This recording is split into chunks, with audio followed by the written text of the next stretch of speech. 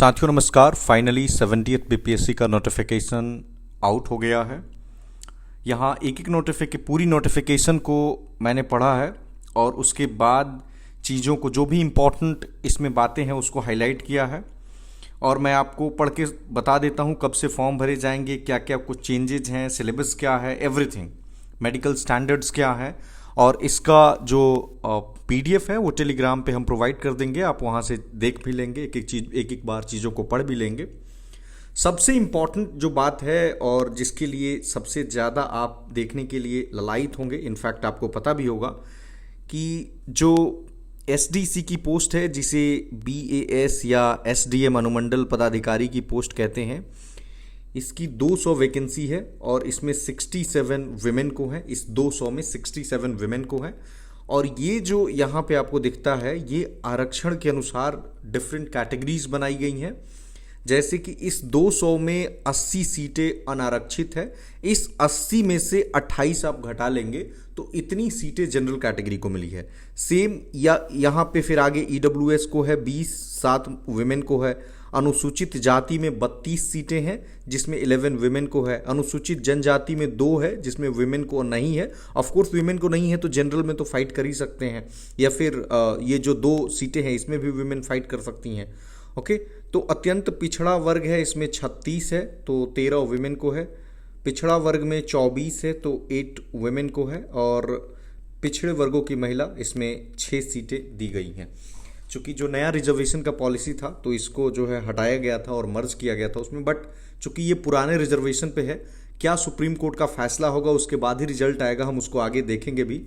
यहाँ न्यूनतम उम्र दी हुई है कि जैसे इसके लिए 22 वर्ष कम से कम आपका उम्र होना चाहिए और अलग अलग कैटेगरीज में हम देखेंगे मिनिमम मतलब जनरल कैटेगरी का है तो 37 साल तो है ही, मतलब मैक्सिमम जो एज लिमिट है वो मिनिमम जनरल कैटेगरी को है जो 37 ईयर्स है। नाउ यहाँ जैसे डीएसपी के लिए है तो 20 वर्ष चाहिए, जिला समादेष्टा के लिए 20 वर्ष चाहिए। जो पुलिस वाली पोस्ट है उसको एज कम रहता है, आपको पता ही है। तो इसी तरह डीएसपी की 136 सीटें हैं जिसमें 43 विमेन को है। अगर मैं कोई सीट विमेन को बोलता हूँ दैट मीन्स कि वो सीटें रिजर्व्ड विमेन के लिए हैं, बट बाकी सीटों पे भी विमेन फाइट कर सकती हैं, राइट। तो एक एक आप देख लीजिए, जैसे जिला समादेष्टा को 12 है, काराधीक्षक में 3 सीटें हैं, एसटीएसी में 168 सीटें हैं। ये जो एसईओ होते हैं सब इलेक्शन ऑफिसर, इसमें 11 है। अवर निर्वाचन यहाँ पे है, इसमें 12 सीटें हैं और सब रजिस्ट्रार की जो सीटें हैं वो 11 सीटें हैं और एसआर इसे कहते हैं बेसिकली, और ये एसईओ है। शिक्षा सेवा बिहार इलेक्शन जो सर्विस है तो इसमें 50 सीटें हैं। सहायक निदेशक समाज कल्याण विभाग में 12 सीटें हैं। सहायक निदेशक यहाँ पे भी है समाज कल्याण विभाग का, दिव्यांग जन सशक्तिकरण कोषांग है और ये सामाजिक सुरक्षा कोषांग था, इसमें 9 है। फिर सहायक निदेशक बाल संरक्षण सेवा अगेन इसमें 9 है और जिला अल्पसंख्यक कल्याण पदाधिकारी इनकी 6 सीटें हैं और ईंख पदाधिकारी की 1 सीट है। नियोजन पदाधिकारी इनको भी डीईओ कहते हैं तो इनकी जो सीटें हैं वो 14 है। सहायक योजना पदाधिकारी इनकी 23 है और एपीओ कहते हैं, असिस्टेंट प्लानिंग ऑफिसर। एडीटीओ की सीटें 4 हैं। एमईओ की सीटें 59 है। ग्रामीण विकास पदाधिकारी 393 है। राजस्व यानी आरओ 287 है। एलईओ की 67 है। बीपीआरओ की 83 है। सप्लाई इंस्पेक्टर की 233 है और प्रखंड अनुसूचित जाति और अनुसूचित जनजाति कल्याण पदाधिकारी जो एससी एसटी वेलफेयर ऑफिसर हैं इनकी 125 है और प्रखंड अल्पसंख्यक कल्याण पदाधिकारी की 28 है, ठीक है। और सीडीपीओ का यहाँ पे 12 वैकेंसी है और इसके लिए अलग से आपको फॉर्म भी भरना पड़ेगा और एक पेपर अलग देना होगा, हम उसको आगे देखते हैं। नाउ आप सभी को पता होगा कि सीटें घट बढ़ सकती हैं, थोड़ा बहुत वेरिएशन हो सकता है। अगर कोई विभाग चाहे तो अपना वापस भी ले सकता है, कुछ और भी सीटें ऐड की जा देंगी। अगर ऐड की जाती हैं तो वो बीपीएससी अपने वेबसाइट पे टाइम टू टाइम अपडेट कर देता है, जो अच्छी बात है। नाउ प्रारंभिक परीक्षा, यहाँ पे एक चेंजेस आप देखने को मिलेगा आपको कि प्रारंभिक परीक्षा का 1 से अधिक पालियों में एग्जामिनेशन हो सकता है। जैसे कि नवंबर के सेकेंड हाफ में जैसा कि कहा गया है प्रेस कॉन्फ्रेंस में।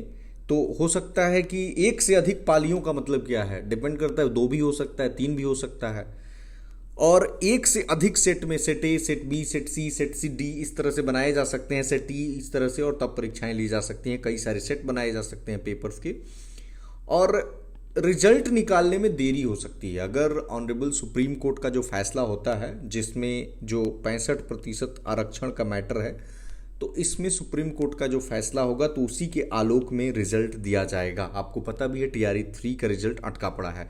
नाउ एजुकेशनल क्वालिफिकेशन क्या चाहिए, तो आप ग्रेजुएशन हो, किसी भी सब्जेक्ट से हो, फर्क नहीं पड़ता है, आपका ग्रेजुएशन सिर्फ पास होना चाहिए। और CDPO के लिए भी आप ग्रेजुएट हो, लेकिन ये वैकल्पिक विषय कोई आपको रखना पड़ेगा, गृह विज्ञान, मनोविज्ञान, समाजशास्त्र एंड LSW, इसमें से कोई लेना पड़ेगा। आरक्षण पे आप सभी को पता है कि किसका कितना प्रतिशत है, इसलिए इस पे ये कोड है, ये कोड भरना पड़ता है, इसको आप देख लेंगे।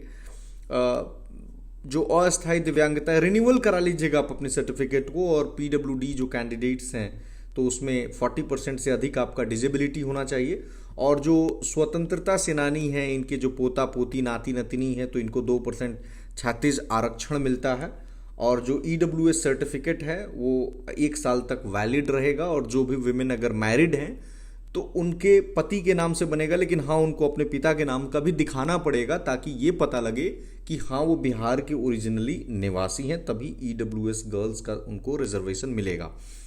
नाउ अंतिम जो तिथि होगी, जैसे मान लीजिए अभी तो डेट भरने का जो टाइम आया है, तो अगले महीने के 18 तारीख तक आप फॉर्म को भर सकते हैं, 18। लेकिन अगर मान लीजिए कि डेट एक्सटेंड होता है तो जो आखिरी डेट होगा उस डेट तक आपके डॉक्यूमेंट सारे रेडी होने चाहिए। नाउ उम्र सीमा आप देख लीजिए, न्यूनतम जो है 20, 21 और 22 है अलग अलग पोस्ट के लिए, और अधिकतम जो है वो जनरल जो अनारक्षित पुरुष हैं उनके लिए 37 है, और अनारक्षित महिला, BC मेल और EBC मेल और फीमेल दोनों को, BC male, EBC male female, मतलब BC male female, EBC male female और अनारक्षित महिला, इनको 40 वर्ष है।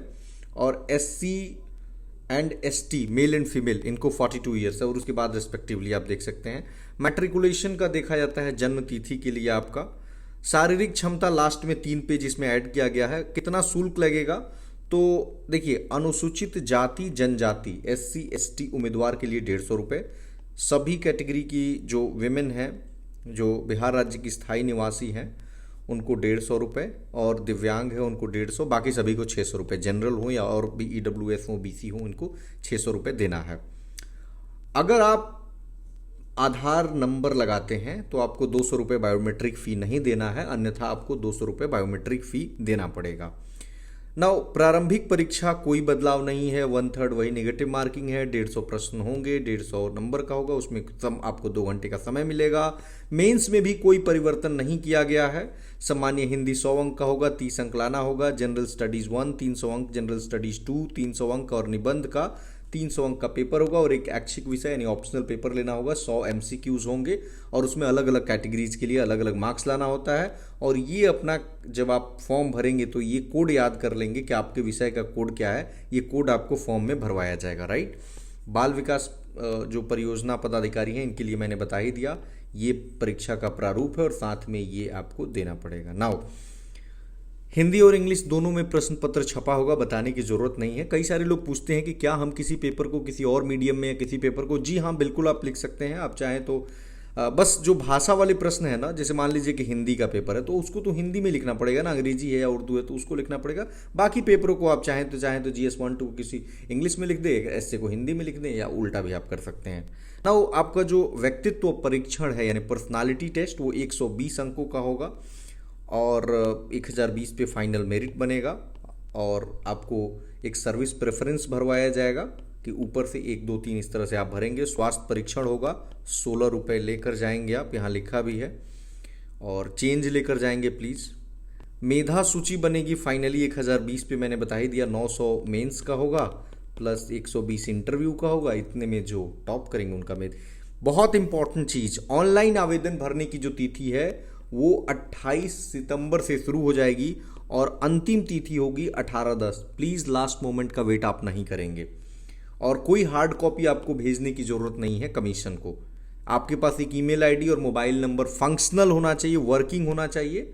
और केबी वगैरह आप देख लीजिएगा कि कोई 100 केबी में चाहिए, कोई मान लीजिए स्कैंड इमेज आपके हस्ताक्षर का है तो 15 केबी से ज़्यादा नहीं होना चाहिए, इतना डायमेंशन होना चाहिए, ये सब आप कर लीजिएगा। और ये अगर नहीं होता है तो आप गूगल पे जाएंगे और गूगल पे उसको अगर आप लिखेंगे रीसाइज तो रीसाइज आ जाता है, पहले से ही करके इसे आप रख लेंगे, ठीक है।